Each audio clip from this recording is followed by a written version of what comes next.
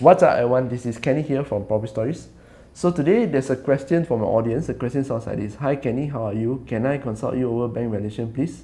When a valuation is done for landed property, is it based on A, land area price, B, build up price, is there a difference for single story versus double story house, C, others? Okay, so I know we had a conversation about this sometime back last year. I recall it being built up price and it is not depending on single or double story, but do let me know if I got this right. Okay, so for context here, this audience is looking for house, landed house for homestay. That's the question I get for valuation. The answer here is C, others. The valuation of a landed property or any property for that matter, it depends on the title.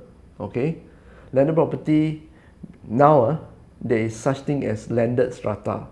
I give you a very famous example, Desa Park City. Desa Park City, the landed property that you see there is landed strata.